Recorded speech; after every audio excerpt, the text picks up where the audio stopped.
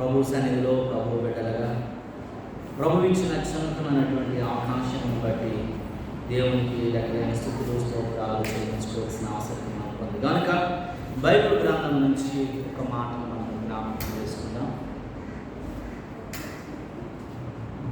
Bible గ్రంథంలో నుంచి ఒక మాటను జ్ఞాపకం చేసుకుందాం. తెస్సలోనికి రాసిన రెండవ పత్రిక, తెస్సలోనియులకు రాసిన రెండవ పత్రిక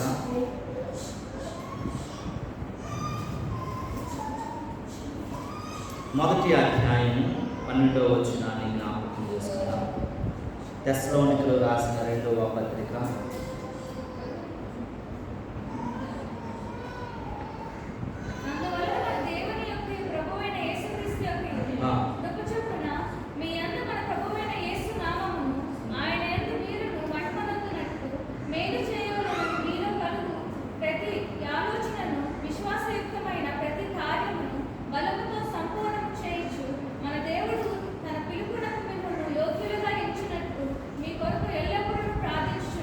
దేవునికి స్తోత్రము కలుగును గాక.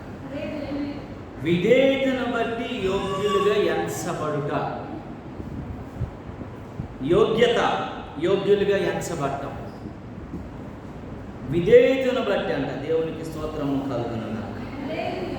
ఇక్కడ అంటాడు చూడండి పిల్లరా, చెప్పుకొస్తున్నటువంటి మాటలు మనం ఆలోచించినట్లయితే, మన దేవుడు మన పిలుపునకు మిమ్మును యోగ్యులుగా ఎంచినట్లు మీ కొరకు ఎల్లప్పుడూ ప్రార్థించున్నాను. యోగ్యులుగా ఎంచబడటం. మనం ఒకప్పుడు ఎవరమే? అయోగ్యులమే,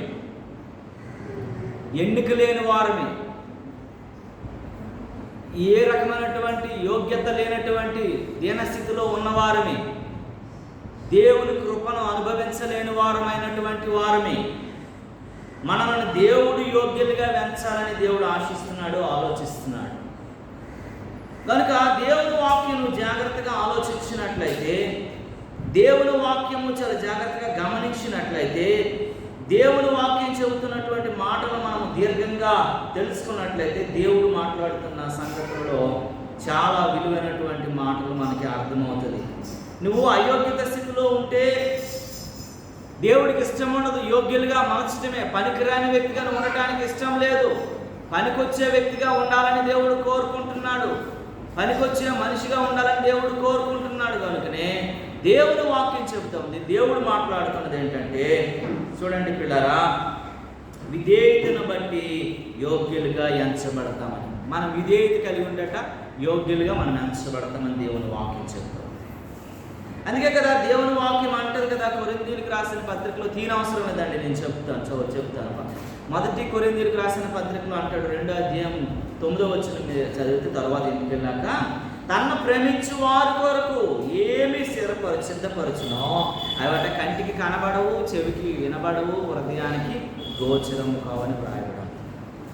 దేవుడు మనం యోగ్యంగా ఉంటే, అయోగ్యత నుంచి మనం బయటకు వస్తాట, దేవుడు మన కొరకు అన్ని కొన్ని సిద్ధపరిచాడంట. ఏది ఇవ్వాలనేది మనకు సిద్ధపరిస్తే, ఆ ప్రతిదానిని బట్టి దేవుడు మనల్ని కోరుకుంటున్నాడు, దేవుడు మనల్ని ఆలోచిస్తున్నాడు, దేవుడు మనకు కావాల్సిన ఇవ్వాలనుకుంటున్నాడు.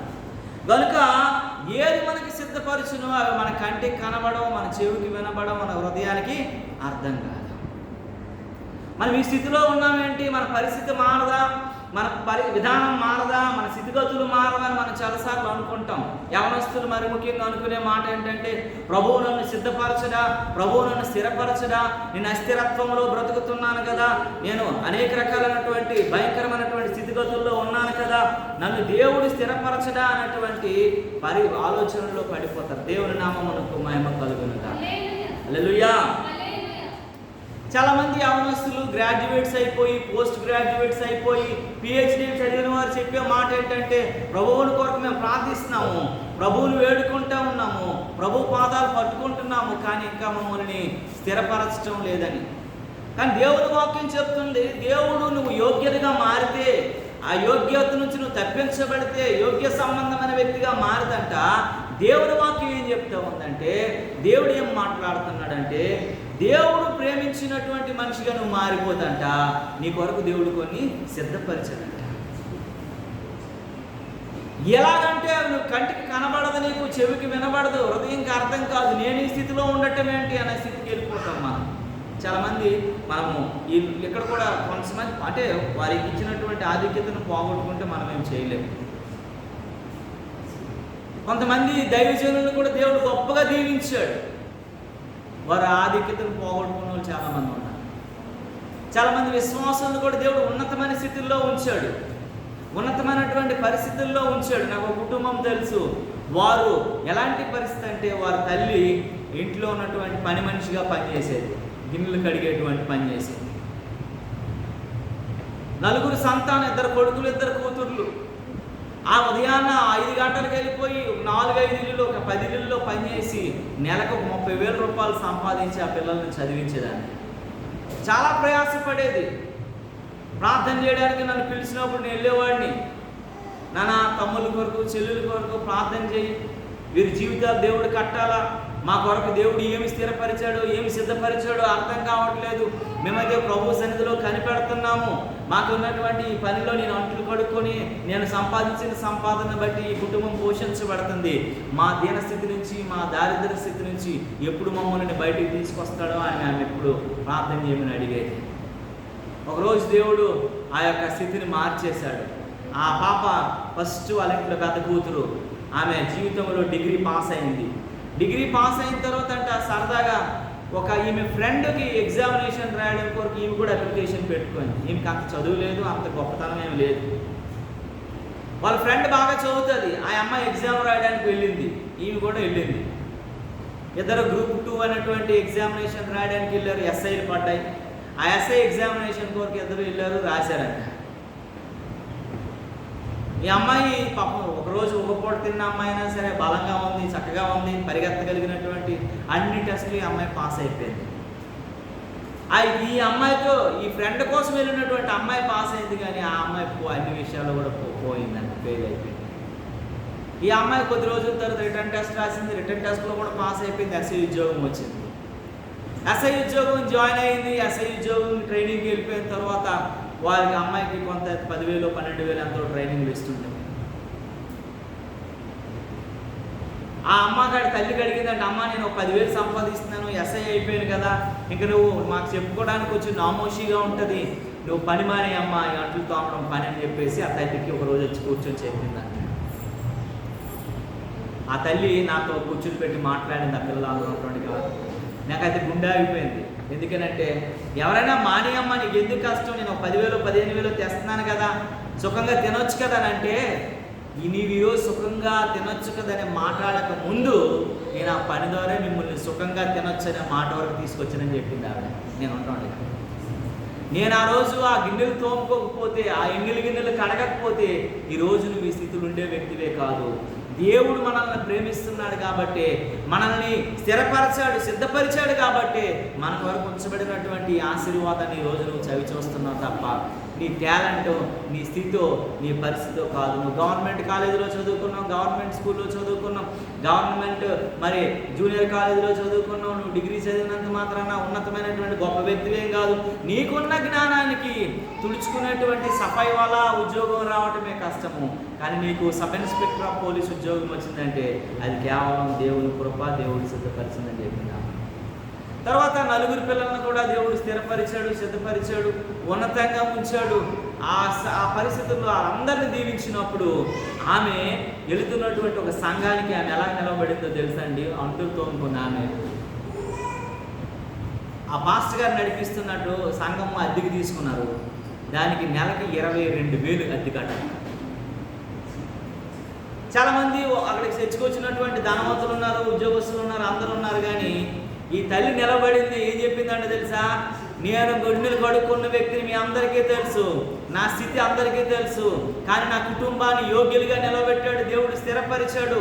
దేవుడు మమ్మల్ని ఈరోజు ఇలా ఉన్నటువంటి స్థితి నుంచి ఇలా ఉన్నటువంటి స్థితికి తీసుకొచ్చారు. కాబట్టి దేవుని మందిరము నడవడానికి కావాల్సిన అద్దె అయితే ఎంతైతే ఉందో నేను చచ్చిపోయినంత వరకు అద్దె నేను కడతానని చెప్పేసి ఒక నిబంధనకు వచ్చింది. 22,000, 25,000 అయింది, 25,000, 30,000 అయింది. ఈరోజు 45,000 రూపాయలు అద్దెలో కడుతున్నారు. ఇప్పుడు ఆ తల్లిళ్ళే ప్రతి నెల కూడా 31వ తేదీకి ఆమె అది చెల్లించేస్తారట, 30వ తేదీకి ఆమె అది ఇచ్చేస్తారట. మాస్టర్ గారు చెప్పారు. పిల్లరా, దేవుడు స్థిరపరిస్తే, నువ్వు యోగ్యురాలుగా మారితే, యోగ్యుడిగా మారితే, దేవుడు నీ కొరకు ఉంచబడినటువంటి సమస్తాన్ని స్థిరపరచబడినటువంటి, అది కంటికి కనబడని, చెవుకి వినబడని, హృదయానికి అర్థం కాని, గోచరం కానటువంటి ఆశీర్వాదంతో నేను నింపినప్పుడు నీకు అర్థం కాదు. అలాంటి గొప్ప కార్యాల్లో నువ్వు గొప్ప వ్యక్తిగా ఉండగలుగుతావు. దేవుడి నామమునకు మహిమ కలుగును. కనుకనే దేవుడి వాక్యం చెబుతా ఉంది, దేవుడు మాట్లాడుతున్నాడు, దేవుడు చెబుతున్నటువంటి సంగతులను మనం ఆలోచించాలి. దేవుడు అంటున్నాడు, మిమ్మల్ని యోగ్యులుగా ఉంచాలని ఆయన ఆశపడతాడు. మనం యోగ్యులుగా మార్చబడాలంట. అప్పుడే దేవుడు మన కొరకు దాచబడిన సమస్తాన్ని ఇస్తాడని దేవుని వాక్యం చెప్తా ఉంది. మనం అర్థం కాని సమస్తాన్ని మనకు అనుగ్రహిస్తాడని దేవుని వాక్యం చెప్తా ఉంది. మనకు తెలియకుండానే మనం ఆశీర్వాదపు జల్లులు మన మీద కురవటం మనం చూడగలుగుతాము. దీవెనకి సంబంధమైనటువంటి ఆశీర్వాదాలు మనం పొందుకోగలుగుతాం. దేవుని నామమునకు మహిమ కలుగునుగా. ఇదే తెస్సలోనికి రాసినటువంటి 2వ పత్రిక 1వ అధ్యాయం 5వ వచనాన్ని ఒకసారి చదవండి ప్రియులారా.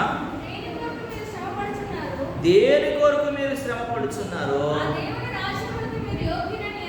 దేవునికి స్తోత్రము కలుగునుగా. మనం దేని కొరకు శ్రమ పడుతున్నామో, దేని కొరకు మనం ఆలోచిస్తున్నామో, ఆ దేవుని కొరకైనటువంటి రాజ్యము కొరకు మనం యోగ్యులుగా ఎంచబడాలంట. మనము దేవుని రాజ్య సంబంధాలుగా యోగ్యులుగా ఎంచబడే వారంగా మనం ఉండగలగాలి. దేవుని సముఖంలో నిలవబడడానికి యోగ్యులుగా మనం ఎంచబడాలి. దేవుని రాకడలో ఎత్తబడడానికి కావలసిన యోగ్యులుగా ఎంచబడాలంట. దేవుని కృప చవి చూడగలిగిన యోగ్యులుగా మనం ఎంచబడాలి. దేవుని చిత్తాన్ని తెలుసుకునే వారంగా మనం యోగ్యులుగా ఎంచబడే వారంగా ఉండగలగాలి. దేవుని నామమునకు మహిమ కలుగును. ఈరోజు నీవు నేను మనం ఎలా ఉన్నామని ఆలోచించుకోవాలి ప్రియులారా. దేవుని వాక్యం హెచ్చరిస్తాము, దేవుని వాక్యం తెలియజేస్తాము, దేవుని వాక్యం మాట్లాడుతూ ఉంటాడు. దేవుని సంతోషపడతాడు. దేవుని కొరకు నువ్వు ఓర్పు కలిగి యోగ్యులుగా ఎంచబడే వ్యక్తిగా ఉండాలని దేవుని వాక్యం మాట్లాడు. నీవు నేను మనం ఎలా ఉన్నాం జ్ఞాపకం చేసుకోవాలి. మరొకసారి ఆ మాట చదువమ్మా. ఆ మాట ఏంటంటే, దేని కొరకు మీరు శ్రమ పడతా ఉన్నారు, దేవుని రాజ్యం కొరకు మనం యోగ్యులుగా ఎంచబడటము నిమిత్తము మీరిట్లు యోర్చుకునుట దేవునికి స్తోత్రం కలుగునుగా. మనం యోగ్యులుగా ఎంచబడటానికి ఓర్చుకోవాలంట. ప్రతి శ్రమ, ప్రతి కష్టం, ప్రతి బాధ, ప్రతి ఇరుకు, ప్రతి ఇబ్బందిని కూడా ఓర్పు ద్వారానే యోగ్యులుగా మనం ఎంచబడతాం. ఓర్పు ద్వారానే మనం సమస్తాన్ని చూడగలుగుతాం. చూడండి, ఈ బైబిల్ గ్రంథంలో దేవుని వాక్యం చెప్తూ ఉంది, ప్రభువు మెచ్చుకొని వాడే యోగ్యుడు, తనను తాను మెచ్చుకొని వాడు యోగ్యుడు కాదంట. ఎవరు మెచ్చుకోవాలంటండి? నేను గొప్పోడిని. మన శుక్రవారం మనం మాట్లాడుకున్నాం. ఎవరు మెచ్చుకున్నాడండి? పరిసయ్యుడు తనను తానే మెచ్చుకొని, నేను గొప్పోడిని, నేను ఉపవాసం చేస్తున్నాను, నేను ఇలా ఉన్నాను, అలా ఉన్నానని చెప్పుకుంటూ తిరిగినటువంటి వాడు శుంకరుని చాలా తక్కువగా మాట్లాడాడు, చాలా బలహీనంగా మాట్లాడాడు, చాలా అసహించుకుంటూ మాట్లాడాడు, చాలా అయోగ్యంగా మాట్లాడాడు, చాలా తక్కువ చేసి మాట్లాడాడు. కానీ దేవుని వాక్యం చెబుతుంది, శుంకరుని దేవుడు హెచ్చించినట్లుగా చూడగలుగుతూ ఉన్నాం. దేవునికి స్తోత్రము కలుగునుగా. కనుక పిల్లరా, జక్కయ్యని చాలా మంది అసహించుకున్నారు. జక్కయ్యని ఎవరు కూడాను పట్టించుకోలేదు, అసహించుకున్నారు. వీడు ఇన్కమ్ ట్యాక్స్ వసూలు చేసుకున్నాడు, వీడు అందరి దగ్గర కూడా లంచాలు తీసుకుంటున్నాడు, వీడు చాలా చెడ్డోడని జక్కయ్య మీద అందరు ప్రజలు కూడా మంచి అభిప్రాయం లేదు. దేవునికి స్తోత్రము కలుగునుగా. లూకా సువార్త 19వ అధ్యాయం 9వ వచనంలో ఈ మాటలు రాయబడతాయి. జక్కయ్య మీద మంచి అభిప్రాయం లేదు, జక్కయ్యని ఎవరు మెచ్చుకునేవారుగా లేరు, జక్కయ్యని అందరూ అసహించుకుంటున్నారు, జక్కయ్య బుద్ధి ఎవరికి నచ్చట్లేదు. కానీ జక్కయ్య ఏదో రకంగా మార్పు చెందే వ్యక్తిగా ఉండాలని ఆశపడుతున్నాడు. దేవునికి స్తోత్రము కలుగునుగా. చూడండి 19:9లో, అందుకు యేసు ఇతడును అబ్రహాము కుమారుడే, ఎందుకనగా నేడు ఇంటికి రక్షణ వచ్చి ఉన్నది, నశించిన దానికి వెతుకు రక్షించుటకు మనుష్య కుమారుడు వచ్చినని చెప్పాను. దేవునికి స్తోత్రము కలుగునుగా. జక్కయ్య నశించిపోతున్నాడు, జక్కయ్య లోకాశయంలో మునిగిపోయినవాడు, జక్కయ్య స్థితిగతులన్నీ భయంకరమైన పరిస్థితుల్లో ఉన్నాయి. అనేక రకాలుగా వడ్డీ వ్యాపారం చేసుకుంటూ, అది ట్యాక్స్ వసూలు చేసుకుంటూ, అనేక రకాలుగా దేవునికి అప్పనంగా సంపాదించిన సంపాదన అనేక రకాలుగా సంపాదించేశాడు. ఓ రోజు ఆ ప్రాంతానికి యేసు ప్రభు వారు వచ్చారు. ఆ ప్రాంతంలో యేసు ప్రభు వారు కూర్చున్నారు. ఆయన బోధిస్తూ ఉన్నారు. బోధిస్తున్నప్పుడు జనాలందరిలో కూడా యేసు ప్రభు బోధలు తెలుసుకోవాలని ఆయన కూడా చాలా సంతోషంగా చూస్తున్నాడు. అలాంటి పరిస్థితుల్లో, అలాంటి స్థితిగతుల్లో, అలాంటి సమయంలో యేసు ప్రభువుని చూడాలన్నటువంటి ఆసక్తి కలిగిన వ్యక్తిగా జక్కయ్య కూడా చూస్తూ ఉన్నాడు. దేవునికి స్తోత్రము కలుగునుగాక. హల్లెలూయా. కనుక దేవుని వాక్యం చెబుతుంది, దేవుడు మాట్లాడుతున్న సంగతిని మనం ఆలోచించాలి. ఏంటనంటే దేవుడు చెబుతున్నటువంటి మాటలు మనం ఆలోచిస్తే యేసయ్య అంటున్నాడు, ఆ జక్కయ్య యొక్క ఆతృతను కలిగి, జక్కయ్య యొక్క చూపు, జక్కయ్య యొక్క దృష్టి అంతా యేసు ప్రభువుని చూడాలన్నటువంటి ఆసక్తి. ఒక మేడి చెట్టు ఎక్కడ ఉంటే ఆ మేడి చెట్టు ఎక్కి ఆ మేడి చెట్టు నుండి చూస్తూ ఉన్నాడట. దేవునికి స్తోత్రం కలుగును గాక. మేడి చెట్టు ఎక్కి చూస్తూ ఉన్నాడు. మేడి చెట్టు ఎక్కి ఆలోచిస్తున్నాడు. మేడి చెట్టు ఎక్కి అలాగా కనిపెడుతున్నప్పుడు దేవుని వాక్యము చెబుతున్నది ఏంటంటే, జక్కయ్య వైపు యేసు ప్రభు వారు చూడటం మొదలుపెట్టాడు. చూడగానే యేసు ప్రభు వారు ఎప్పుడైతే జక్కయ్య వైపు చూశాడో, జక్కయ్య నువ్వు కిందకి రా అని చెప్పాడు. అందరూ ఒకసారి ఆశ్చర్యపడిపోయాడు. ఈడేంటి దుష్టుడు, దుర్మార్గుడు, అందరి దగ్గర దోచుకున్నాడు, ఇలాంటి వాడిని పిలుస్తున్నాడంటే యేసు ప్రభు అని. నేను ఇంటికి రావాలనుకుంటున్నాను అన్నాడట. ఎస్ రండి అని. ఇంతవరకు ఎవడు కూడా రిజెక్ట్ చేసిన మనిషికి ఒకసారి అందరికీ గురువు అయినటువంటి, పరమ గురువు అయినటువంటి యేసు ప్రభు ఇంటికి వస్తున్నాను కానీ ఆయన ముఖంలో సంతోషం మారిపోయింది. సంతోషం అయిపోయాడు. ఇంటికి వచ్చేసిన తర్వాత యేసు ప్రభు మొట్టమొదటి చెప్పింది ఏంటంటే, నువ్వు ఎవరి దగ్గర అయితే అప్పనంగా తీసుకున్నావో, ఎవరి దగ్గర అయితే బాధ పెట్టి తీసుకున్నావో, ఎవరి దగ్గర అయితే నువ్వు ఎక్కువగా తీసుకున్నావో, ఎవరినైతే నువ్వు ఎక్కువగా బాధ పెట్టావో, నీకు కలిగిన దాంట్లో అంతటికీ పేదలకు ఇచ్చేసి అన్నాడు. జక్కయ్య ఒకసారి ఆలోచించలేదట.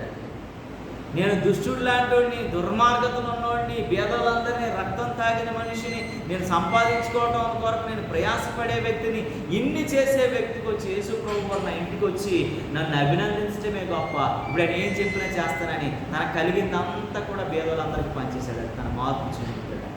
అప్పుడు తనను తాను మెచ్చుకునే వాడి కంటే దేవుడు ప్రభువు మెచ్చుకునే వాడే గొప్పవాడు, యోగ్యుడే దేవుడు వాక్యం చెప్తుంది. దేవునికి స్తోత్రము కలుగునుగాక. 19:9 ఏమని రాస్తుందో ఒకసారి చదివితే, అందుకు యేసు ఇతడును కూడా అబ్రహాము కుమారుడు, ఇంతవరకు అలా బతికాడు కానీ ఇప్పుడు మాత్రము ప్రభువు ఈయనను రక్షించాడు. ఈయన పాపము, ఈయన శాపమునంతటిని విడిచిపెట్టాడు, పరిశుద్ధతలోకి వచ్చాడు కాబట్టి ఇతను కూడా అబ్రహాము కుమారుడే. దేవునికి స్తోత్రము కలుగునుగాక. చదువమ్మా. ఎందుకంటే నేడు ఇంతవరకు రక్షణ లేదు, ఎంతవరకు ఏ దీవెన లేదు, ఎంతవరకు ఆశీర్వాదం లేదు. ఈరోజు ఆయనకి ఏమొచ్చిందటండి? రక్షణ ఆయన ఇంటికి వచ్చిందట. దేవునికి స్తోత్రము కలుగునుగాక. నశించిన దానిని వెనుక రక్షించుటకు మనిషి కుమారుడు వచ్చింది. ఈ నశించిపోయిన పరిస్థితిలో జక్కయ్య ఉన్నాడు. పాడైపోయిన పరిస్థితిలో జక్కయ్య ఉన్నాడు. చూడటానికి ధనం ఉంది, చూడటానికి బలం ఉంది, చూడటానికి ఇల్లు ఉంది, కానీ అన్ని రకాలుగా ఏమైపోయేటంటే తన శత్రువే తనకి మరణంలాగా అయిపోయింది, పాపములాగా అయిపోయింది, శాపములాగా అయిపోయింది, దేవునికి వ్యతిరేకత అయిపోయింది, అయోగ్యతకు నడిపించేసింది, దేవుని చిత్తానికి దూరస్తుడు అయిపోయిన జక్కయ్యని దేవుడు మళ్ళీ ఆయన ఇంటికి వచ్చి కరుణించి మళ్ళీ ఆయన అబ్రహాము కుటుంబంలోకి చేర్చబడినట్లుగా, ఆయన ఇంటికి రక్షణ వచ్చినట్లుగా, ఆయన పరలోకపు వారసుడిగా మార్చబడినట్లుగా చూడగలుగుతున్నాం. దేవుని నామమునకు మహిమ కలుగునుగాక. కనుక ప్రియమైనటువంటి దేవుని బిడ్డలారా, మనం చాలా జాగ్రత్తగా ఆలోచించాలి. ఎందుకంటే నువ్వు యోగ్యులుగా ఎంచబడకపోతే దేవుడు నిన్ను ఏది అభిషేకించడు, ఆశీర్వదించడు, దీవెనకరంగా మార్చడు. నువ్వు యోగ్యుడిగా మార్చబడాలి, యోగ్యుడిగా ఎంచబడాలి, యోగ్య సంబంధమైన వ్యక్తిగా మార్చబడాలి. జక్కయ్య అయోగ్యత నుండి యోగ్యతలోనికి వచ్చాడు కాబట్టి తనకు ఇంటికి ఏమొచ్చిందంటే రక్షణ కలిగింది. అందరూ అప్పుడు జక్కయ్యని మెచ్చుకోవటం మొదలు పెట్టాడు. ఒకప్పుడు జక్కయ్య అంటే అసహించుకున్న మనుషులు జక్కయ్య చూడగానే ఒక రకమైనటువంటి మంచి మార్పు చెందిన వ్యక్తిగా చూడటం మొదలు పెట్టారు. దేవునికి స్తోత్రము కలుగునుగాక. హల్లెలూయా. చూడండి, తిమోతికి రాసినటువంటి 2వ పత్రిక 2వ అధ్యాయం 15వ వచనంలో ఒక మాట ఉంటుంది, చదవండి పిల్లరా.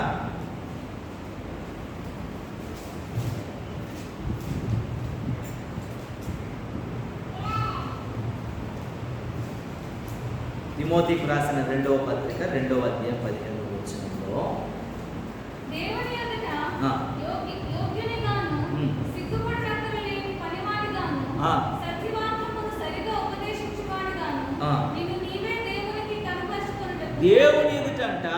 సిగ్గుపడక్కరలేనటువంటి వ్యక్తిగా మనం ఉండాలంట దేవుని ఎదుట. ఒకరోజు మనందరం న్యాయ తీర్పులోకి వెళ్ళినప్పుడు ఒక పాట ఉంది కదా, న్యాయ తీర్పులో నీవు నేను నిలిచెదము తుది తీర్పుకై, నిత్య జీవము నిత్య నరకము నాదుడేసుడే తీర్చెనుగా. మనం నిత్య జీవానికి వెళ్తామా నిత్య నరకానికి వెళ్తామా అనేది న్యాయ తీర్పులోకి వెళ్తాం. సిట్ ఆన్ ద జడ్జిమెంట్లో నిలబడతాం మనం ప్రతి ఒక్కరం కూడా. నువ్వు స్వర్గానికి వెళ్ళాలా నువ్వు నరకానికి వెళ్ళాలా అనేది దేవుడు నిర్ణయిస్తున్నప్పుడట దేవుని ఎదుట మనం సిగ్గుపడలేనటువంటి వ్యక్తులుగా మనం ఉండగలగాలండి. దేవునికి స్తోత్రము కలుగునుగా. ముఖం దించుకునే వ్యక్తులుగా ఉండకూడదు. ధనవంతుడు ఎలా ఉన్నాడటండి? సిగ్గుపడిపోయాడట.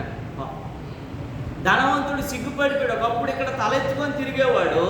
అందరూ కూడా ధనవంతుడిని చూడగానే భయపడిపోయేవారు. అందరూ కూడా తనకున్న అధికారాన్ని, తనకున్న ధనాన్ని, తనకున్నటువంటి బలాన్ని బట్టి ధనవంతుడిని చూడగానే ఒక రకమైనటువంటి ఇదైపోయినటువంటి మనిషి దేవుని ఎదుటి నిలబడేసరికి ఏమైపోయాడంటే సిగ్గు అయిపోయాడంట. దేవునికి స్తోత్రం కనుక దేవుని ఎదుట దేవుని న్యాయ తీర్పులో సిగ్గుపడలేనటువంటి వ్యక్తులుగా మనం ఉండగలగాలి. దేవుని చిత్తాన్ని తెలుసుకునే వ్యక్తులుగా ఉండగలగాలి. మనం యోగ్యమైనటువంటి వ్యక్తులుగా ఉండగలగాలి. అయోగ్యత లేని వ్యక్తులుగా మనం ఉండగలగాలని దేవుని వాక్యం మనతో మాట్లాడుతుంది. దేవుని నామమునకు మహిమ కలుగుతున్నా. హల్లెలూయా, హల్లెలూయా, హల్లెలూయా. కనుక నీవు నేను జ్ఞాపకం చేసుకోగలగాలి పిల్లరా. దేవుని చిత్తాన్ని ఎరిగి దేవుని యొక్క పరిస్థితులు మనం అర్థం చేసుకొని దేవుని కొరకు ముందుకు కొనసాగలిగే వ్యక్తులుగా నీవు నేను ఉన్నామా లేదనేది మనం ఆలోచించగలగాలి. దేవుడిని కోరుకుంటున్నాడు, దేవుడు ఆలోచిస్తున్నాడు, నిన్ను బట్టి దేవుడు సంతోషించాలని. ఎందుకంటే ధనవంతుడి లోకంలో భక్తుడిగా ఉన్నాడు తప్ప ధనవంతుడిని దేవుడు యాక్సెప్ట్ చేయలేదు, ధనవంతుడిని దేవుడు ఇష్టపడలేదు, ధనవంతుడిని దేవుడు కావాలని కోరుకోలేదు. ధనవంతుడిని ఎన్ని రకాలుగా చెప్పినప్పటికీ విననప్పుడు ధనవంతుడిని దేవుడు విడిచిపెట్టినట్లుగా చూడగలుగుతూ ఉన్నాం. కనుక సిగ్గు వచ్చేసినటువంటి మనిషిగా దేవుని ఎదుట ముఖం చూపించుకోలేని వ్యక్తిగా మారిపోయాడు. దేవునికి స్తోత్రము కలుగునుగా. ఈరోజు నీవు నేను మనము ఆలోచించాలి. మన స్థితి, మన పరిస్థితి దేవుని ఎదుట అక్కరలేనటువంటి వ్యక్తులుగా నిలవబడడానికి కావాల్సిన కృప దేవుడు అనుగ్రహించినట్లుగా దేవుని కొరకు మనం ప్రార్థన చేసేవారుగా మనం ఉండాలని దేవుని వాక్యం చెప్తుంది. దేవుని నామమునకు మహిమ కలుగునుగా. కనుక దేవుడు అంటున్నాడు, నిన్నెప్పుడు కూడా తల దించుకునే వ్యక్తిగా నేను ఉంచాలనుకోవట్లేదు, తల ఎత్తుకునే వ్యక్తిగా నేను ఉంచాలని ఆశపడుతున్నాను. తల ఎత్తుకునేటువంటి వ్యక్తిగా తప్ప తల ఎప్పుడు దించుకునే వ్యక్తిగా నేను చూడాలని నేను అనుకోవట్లేదని దేవుని వాక్యం హెచ్చరిస్తూ ఉంది. దేవుని నామమునకు మహిమ కలుగునుగాక. హల్లెలూయా. కనుక దేవుని మాటలు మనం ఆలోచించినట్లయితే చూడండి పిల్లరా, మత్తయి సువార్త 8వ అధ్యాయము 10వ వచనంలో ఒక వ్యక్తి ఉంటాడు. చూడండి, చదవండి. మత్తయి సువార్త 8వ అధ్యాయం 10వ వచనం. యేసు ఈ మాట విని ఆశ్చర్యపడి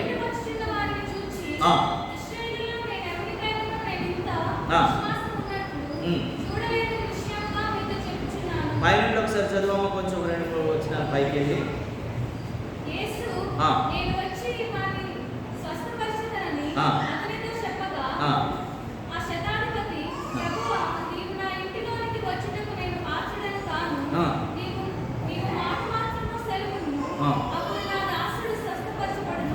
చూడండి, ఇక్కడ శతాధిపతి ఉన్నాడు. 100 మందికి అధికారిగా ఉన్నటువంటి శతాధిపతి వచ్చేసి, 100 మంది సైన్యమును అధికారంతో నడిపిస్తున్న శతాధిపతి వచ్చేసి ఒక దాసుడు చచ్చిపోయాడంట. అతని దగ్గర పనిచేసిన వ్యక్తి చచ్చిపోతే చెప్పడానికి బాగు చేస్తాడేమో యేసు ప్రభు అని చెప్పడం కోసమని యేసు ప్రభు తెలియజేయడానికి వచ్చాడు. యేసు ప్రభు తెలియజేయడానికి వస్తే యేసు ప్రభు, ఎంత విశ్వాసం నీకుందా? కిందకి చదివితే చెప్తే చదువు అక్కడి నుంచి కంటిన్యూషను. నేను కూడా కొంతమంది అధికారుల దగ్గర నేను పనిచేస్తున్నాను, లోబడే వ్యక్తిగానే నేను ఉన్నాను. నా చేతి కింద 100 మంది సైనికులు ఉన్నారు. ఒకడు పొమ్మంటే పోతాడు, ఒకడు రమ్మంటే వస్తాడు. నా దాసుడు ఏ దాసుడికి ఏ పని చెప్తే చేస్తాడు. యేసు ఈ మాట విని ఆశ్చర్యపడి వెంట వచ్చిన వారిని చూచి ఇశ్రాయేలులో ఇంత విశ్వాసం ఉన్నట్లు చూడలేదని నిత్యముగా చెప్పుచున్నాను. దేవునికి స్తోత్రము కలుగుతుంది. శతాధిపతిని చూడండి, రమ్మంటే వస్తారట, పొమ్మంటే పోతారట, పని చేయాలంటే చేస్తారట, కూర్చోరంటే కూర్చుంటారట. ఇంతమంది ఉన్నటువంటి అధికారి కూడా అన్నట ప్రభు దగ్గర మాత్రమే స్వస్థత ఉంది, ప్రభు దగ్గర మాత్రమే కృప ఉంది, ప్రభు దగ్గర మాత్రమే దీవెన ఉంది, ప్రభు దగ్గర మాత్రమే జీవితానికి మార్పు ఉంది, ప్రభు దగ్గర మాత్రమే చనిపోయిన వాడు పునరుద్ధానం ఉందని చెప్పి గమనించి గ్రహించి ఆ దాసుడు చనిపోగానే వీడిని తీసుకెళ్ళి పాతి పెట్టేసి వీడి కుటుంబానికి కొంత డబ్బు ఇచ్చేయండి అని చెప్పలేదంట. చిన్నగా ఆ దాసుడు చనిపోగానే వీడిని ఏమీ చేయొద్దు, వీడిని మీ దగ్గర ఉండండి అని చెప్పి యేసు ప్రభు గారు చాలా దూరం ఉంటే ఆయన దగ్గరికి వెళ్ళి ప్రయాణం వెళ్ళి చాలా మందిని తీసుకుని వెళ్ళి నా దాసుడు చనిపోయాడు, నువ్వు స్వస్థపరచు అని ప్రార్థన చేయమన్నాడు. యేసు ప్రభు వారు ఎంత విశ్వాసం నీకు ఉందా నా మీద అని చెప్పేసి నువ్వు వెళ్ళగానే కింద చదువుతా ఏమని రాసిందో, పడమటి నుండి వచ్చి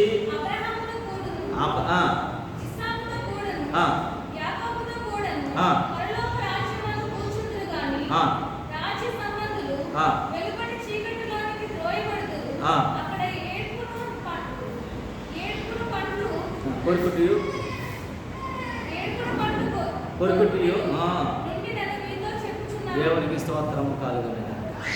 చూడండి, మీకు ఎంత విశ్వాసం ఉంది. ఆ వ్యక్తి బాగుపడిపోతాడు. కానీ మీరు అబ్రహాము నుండి, ఇస్సాకు నుండి, యాకోబు నుండి మేము వచ్చారని మీరు అందరూ చెప్పుకుంటున్నారు కదా. మా తాత విశ్వాసి చాలామంది దగ్గరికి వెళ్ళి చెప్పేది ఏంటంటే, మా తాత ఆ పాట రాశాడండి, మా తాత ఇదండి, మా తాత అప్పుడు సేవ చేసిందండి. అరే నీ తాత ఎవడే చేసింది అనేది ఎవడకు కావాలి, ఇప్పుడు నువ్వేం చేస్తున్నావు కాదు.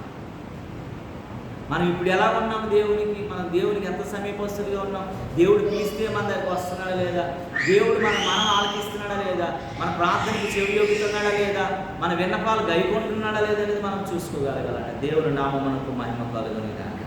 శతాధిపతి చెప్తున్నాడు, శతాధిపతి ద్వారా యేసు ప్రభు చెప్తున్న మాటలు ఏంటంటే, ఈయనకున్న బుద్ధి మీకు లేదు, మీరు అబ్రహాము ద్వారా వచ్చాము, ఇస్సాకు ద్వారా వచ్చాము, యాకోబు ద్వారా వచ్చామని చెప్తున్నారు. కానీ ఒకరోజు దేవుని అగ్ని పరీక్షలో మీరు నిలవబడకపోతే మీరు నరకానికి వెళ్ళిపోయినటువంటి వారైపోతారని జ్ఞాపకం చేస్తారు. కనుక ప్రభువు మెచ్చుకున్న వాడు యోగ్యుడని దేవుని వాక్యం చెప్తుంది. దేవుని నామమునకు మహిమ. ప్రభువు మెచ్చుకునేటువంటి స్థితిలోకి నువ్వు వెళ్ళగలగాలి. ప్రభు యోగ్యులుగా ఎంచబడినటువంటి వ్యక్తులుగా వెళ్ళగలగాలి. నీ విశ్వాసమును బట్టి దేవుడు సంతోషించగలిగిన వ్యక్తి ఉంటట, దేవుడు అది మరణమైనా సరే జీవంగా మార్చేస్తాడు. దేవుని నామమునకు మహిమ కలుగుతుంది. అక్కడ కలిగింది ఏంటి? మరణం కలిగింది. తన శిష్యుడు చచ్చిపోయాడు, కానీ తన విశ్వాసం ఏం చేసిందో తెలుసా? ఆ వ్యక్తిని ఏం చేసిందండి? బ్రతికించేసింది. ఈరోజు నేను మనం జ్ఞాపకం చేసుకోగలగాలి. శతాధిపతి ప్రభు మెచ్చుకున్నాడు. శతాధిపతిని బట్టి ప్రభు ఆనందించాడు. నిన్ను బట్టి కూడా ప్రభు మెచ్చుకునే వ్యక్తిగా ఉండగా. జక్కీని బట్టి ప్రభు మెచ్చుకున్నాడు. శతాధిపతిని బట్టి ప్రభు మెచ్చుకున్నాడు. కొన్ని విషయాలు మనం జ్ఞాపకం చేసుకుంటూ ముందుకు కొనసాగిపోదాం పిల్లరా. చూడండి, లూకా సువార్త 10వ అధ్యాయం 42వ వచనాన్ని జ్ఞాపకం చేసుకుందాము.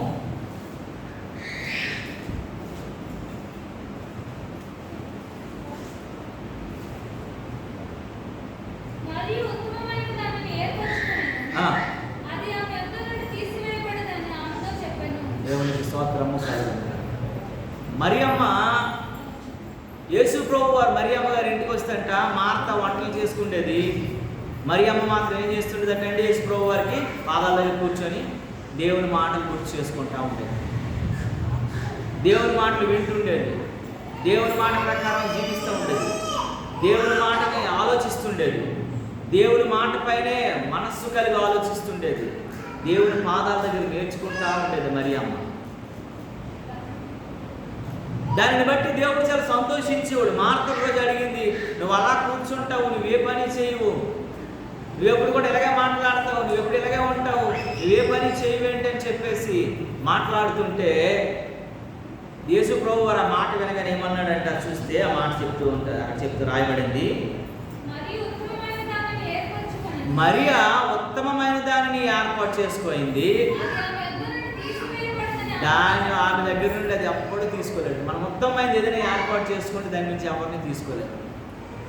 ఫర్ ఎగ్జాంపుల్, ఎవరైనా బాగా చదువుకున్నారనుకోండి, డాక్టరేట్ సంపాదించుకున్నారనుకోండి, ఒక బ్రదర్ ఈ వ్యవసాయం మాత్రమే చేయగలిగినటువంటి వ్యక్తి, వీడు మంచి ఆఫీసర్ అయిపోయాడు, కలెక్టర్ అయిపోయాడు. ఈ వ్యక్తి ఫార్మర్గానే ఉన్నాడు. తండ్రి వీడికి అన్నం పెట్టాడు, వాడికి అన్నం పెట్టాడు. వీడిని చదివించాడు, వాడిని చదివించాడు, వీడికి బట్టలు కొన్నాడు, వాడికి బట్టలు కొన్నాడు. కానీ వీడు కలెక్టర్ అయ్యాడు, వాడు ఒక తండ్రికి సహకారిగానే మిగిలిపోయాడు. ఒక రోజు ఆ తండ్రి వృద్ధాప్య స్థితికి వచ్చినప్పుడు వారికి ఉన్నటువంటి ఆస్తిని పంపకాలు చేస్తున్నప్పుడు ఇది సగం నీకు సగం నీకు సగం అని పంపకాలు చేస్తాడు కదా. మరి నా తండ్రి ద్వారానే చదువుకున్నా కాబట్టి నీ ఉద్యోగంలో సగం ఉద్యోగం అని మాట వేస్తాడా?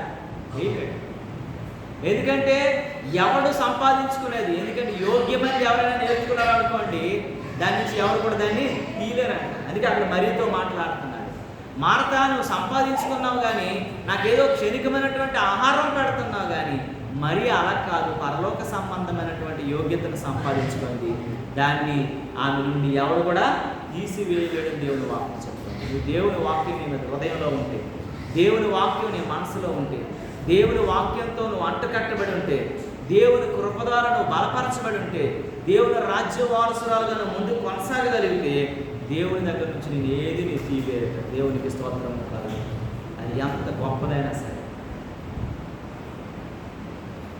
ఒక వ్యక్తి, మీకు తర్వాత నేను వీడియో చూపిస్తాను, ఒక వ్యక్తి ప్రార్థన చేసుకుంటూ ఉండగా ఆయనకు ఒక కిడ్నీలు 2 పాడైపోయాయి.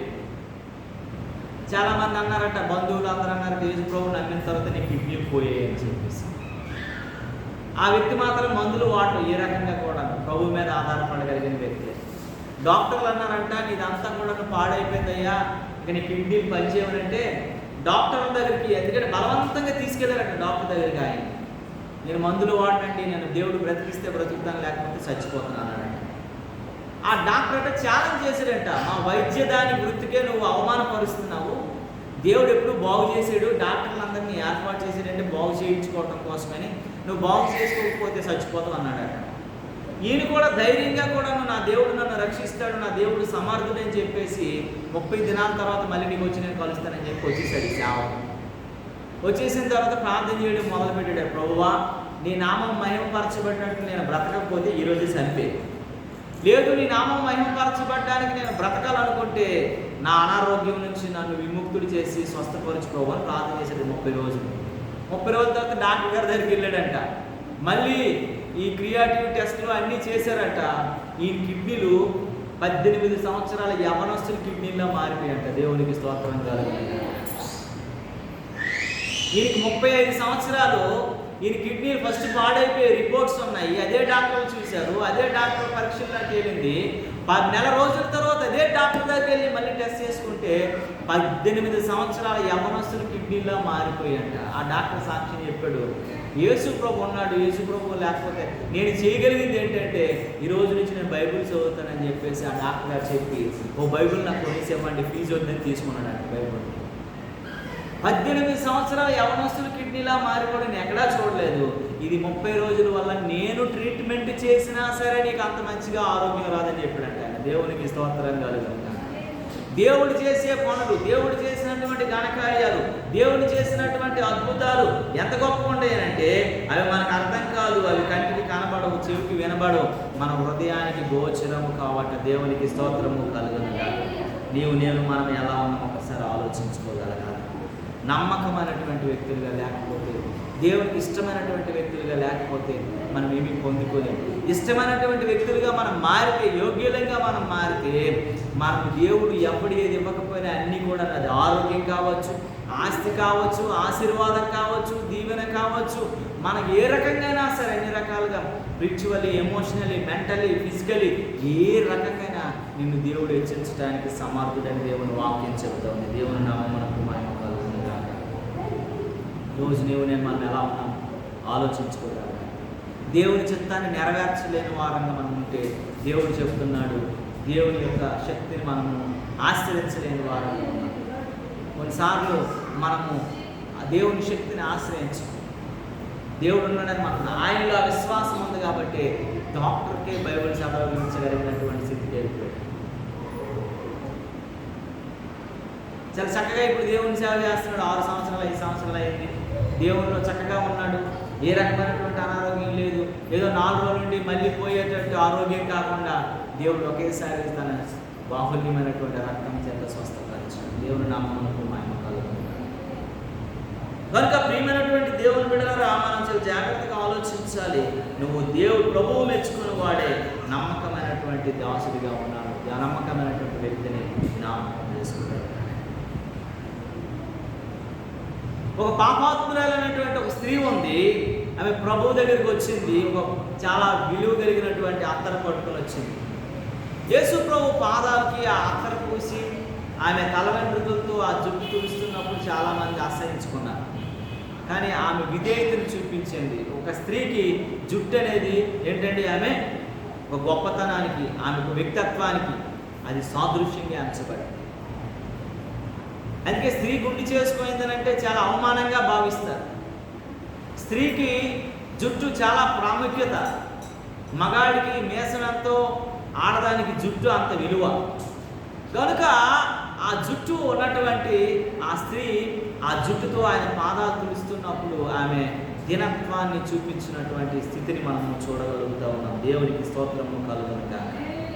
విలువైనటువంటి అత్తరించి ఆ స్త్రీని ప్రభువుని మెచ్చుకునేటట్టుగా చూడగలిగాను. అంటే నీవు నేను మనం కూడాను నీ తగ్గింపు స్వభావాన్ని ప్రభువు దగ్గర ఎలా ఉన్నామని నువ్వు చూపించుకుంటే దేవుడిని నిశ్చయించడం ప్రారంభిస్తాడు. నువ్వు తగ్గించబడుతున్న కొలది దేవుడిని హెచ్చించడం ప్రారంభిస్తాడు. నువ్వు హెచ్చించడం నీ జీవితాన్ని అంతా కూడా హెచ్చరించబడతావని జ్ఞాపకం చేసుకోవాలి. అపోస్తలుడైన పౌలు జీవితంలో రోజు రోజుకి తగ్గించబడుతుంటే దేవుడు ఆధ్యాత్మికంగా హెచ్చించబడటం మొదలుపెట్టాడు. ఆయన స్వరూపంలో మారిపోయినంతగా దేవుడు చేసేసాడు. ఈరోజు నేను మన స్థితి ఏంటి, మన పరిస్థితి ఏంటి? దేవుడి నుండి ఏం కోరుకుంటున్నాడు, నా నుండి ఏం కోరుకుంటున్నాడు? దేవుడి చిత్తానికి, దేవుని యొక్క కృపకు మనం నోచుకున్న వారంగా ఉన్నామా? దేవుని యొక్క శక్తిని ఆశ్రయించలేని వారంగా ఉంటే దేవుని వాక్యం చెప్తూ ఉంది, దేవుని యొక్క చిత్తాన్ని మనలో ఆయన సిగ్గుపడలేనటువంటి వారంగా నిలబడగలిగిన వ్యక్తిగా ఉండాలని దేవుని వాక్యం చెప్తుంది. దేవుని ఎందుకు నేడు రేపు ఆయన రాకడలో నువ్వు వెత్తబడినప్పుడు నువ్వు సిగ్గుపడలేనటువంటి వ్యక్తిగా నువ్వు నిలవబడగలిగి, అయోగ్యకరమైనటువంటి వ్యక్తిగా కాకుండా యోగ్యకరమైన వ్యక్తిగా నువ్వు ఉండగలిగే వ్యక్తిగా ఉండాలని దేవుని స్తోత్రం. కనుక దేవుడు వాక్యం చెబుతున్నటువంటి మాట మరొక మాట చెప్పి నేను ముగిస్తాను పిల్లరా. చూడండి, కొరింథీయులకు రాసిన 2వ పత్రిక 9వ అధ్యాయం 13వ వచనం అంటాడు.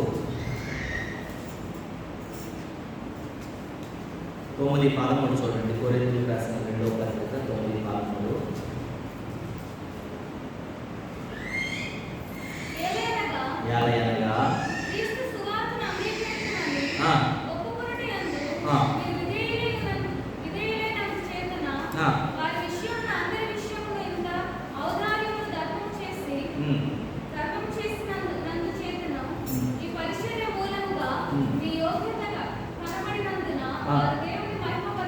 దేవునికి స్తోత్రము కలుగునుగా. నువ్వు అయోగ్యతను పోగొట్టుకుని యోగ్యతలోనికి మార్చబడటం వల్ల దేవుని నువ్వు మహిమపరచబడతావు. దేవుని మహిమపరచడం అంటే ఏంటి? దేవుని స్తుతించడం, దేవుని కొరకు కేకలేయడం, హల్లెలూయా చెప్పడం కాదు. నీ విధేయత ద్వారా దేవుని మహిమపరచబడతాడు. ఒకప్పుడు ఈ అమ్మాయి ఎలా ఉండేది, ఇతను ఎలా ఉండేవారు, ఇప్పుడు ఎంత విధేయులు అయిపోయారండి, ఎంత నమ్మకస్తులు, ఎంత నెమ్మదస్తులు అయిపోయారండి.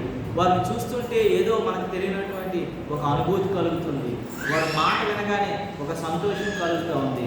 వారి మాట ద్వారా మనకు ఒక ఆనందం కలుగుతుంది అనేటువంటి ఆ స్థితి మనుషులను చూడగానే మనకు కలగాలంట. దేవునికి స్తోత్రము కలుగుతుంది. హల్లెలూయా. ఆ స్థితిని బట్టి నీవు దేవుడిని మహిమపరిచే వ్యక్తిగా ఉండాలి. చాలాసార్లు మనల్ని బట్టి దేవుడు అవమానపరచబడకూడదు. నిన్ను బట్టే కదా అన్ని దేవుడు ఏం చేస్తున్నాడంటే దూషించబడాలి. కానీ నిన్ను బట్టే కదా దేవుడు ఏం చేయబడాలంట? మహిమపరచబడగలిగినటువంటి స్థితిలోకి వెళ్ళాలి. నిన్ను బట్టి దేవుడు మహిమపరచాలి, నిన్ను బట్టే దేవుడు ఆనందించాలి. నిన్ను బట్టే కదా తండ్రిని బట్టి నిన్ను బట్టి నేను ఆనందించుచున్నాను అంటాడు యేసు ప్రభు. బాప్తిస్మ ఇచ్చి యోహాను యేసు ప్రభు బాప్తిస్మ ఇచ్చినప్పుడు ఆయన పావురం వల్లే వచ్చి అంటాడు, నిన్ను బట్టి నేను ఆనందిస్తున్నాను అంటాడు. మనల్ని బట్టి దేవుడు ఆనందించగలగాలి, మనల్ని బట్టి దేవుడు సంతోషించగలగాలి, మనల్ని బట్టి దేవుడు ఆయన కృప మన ఎడల విస్తారంగా కుమ్మరించగలిగే వ్యక్తులుగా మనం ఉండగలగాలి. మనల్ని బట్టి దేవుని కృప మన ఎడల కాకుండా మనం అడుగుపెట్టిన ప్రతి స్థలంలో కూడా విస్తరించబడినటువంటి వ్యక్తిగా ఉండగలగాలి. చాలాసార్లు మన కొరకు చెప్పాలా, ఎవరైనా సాక్ష్యం చెప్పాలంటే ఆయన పరిచయం అయిన తర్వాత నా జీవితం మారిపోయింది. ఒకప్పుడు నేను ఎలా ఉండే వ్యక్తిని కానీ నేనేంటో ఆమె మాటలు వింటున్నప్పుడు నాలో పరివర్తన కలుగుతుంది. అతని మాటలు వింటున్నప్పుడు నాకు పరివర్తన. మొదట ఇలాగా ఆయన ఉండేవాడు, కానీ ఇప్పుడు ఆయన జీవితంలో ఎలా ఉన్నాడు అనేటువంటి ఓ పరివర్తనలో మనం రాగలిగే వ్యక్తులుగా ఉండగలగాలి. నేను ఎలా ఉన్నాం, మన స్థితి ఏంటి, మన పరిస్థితి ఏంటి, మన జీవన విధానం ఏంటి, మనం యోగ్యులుగా ఉన్నామా, యోగ్యులుగా ఎంచబడుతున్నామా, ఇంకా మనలో అయోగ్యత ఉంటే దేవుని వాక్యం చెబుతుంది దాన్ని తీసుకుంటే నువ్వు ప్రభువు మెచ్చుకునే వ్యక్తిగా ఉంటావు. జక్కైని ప్రభువు మెచ్చుకున్నాడు, శతాధిపతిని ప్రభువు మెచ్చుకున్నాడు, మరియని ప్రభువు మెచ్చుకున్నాడు. ఇక్కడ చూసినట్లయితే పాపాత్మురాలైన స్త్రీని ప్రభువు మెచ్చుకున్నాడు. మరి నిన్ను దేవుడు ప్రభువు మెచ్చుకునే వ్యక్తిగా ఉన్నావా లేదనేది కొన్ని నిమిషాలు మనం ఆలోచించాలి. నువ్వు ఆ యొక్క మెప్పులోకి వెళ్ళావా, ఇంకా వెనకలోకి ఉన్నావా? ఇంకా మనం పొందలేనటువంటి వ్యక్తులుగా ఉంటే ఇది అనుకూలమైనటువంటి సమయం. ప్రభువు మాటకు లోబడి, ప్రభువు మాటకు విధేయత కలిగి, ప్రభువు చిత్తాన్ని ఎరిగి, ప్రభువు బిడ్డలుగా మనం మార్చబడే వ్యక్తులుగా, ప్రభువుకి యోగ్యులమైన వ్యక్తులుగా ఉండటానికి ప్రయత్నిద్దాం.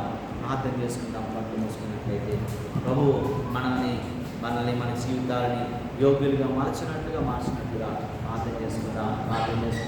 ప్రభువా, నీ సముఖముకు నేను వచ్చాను.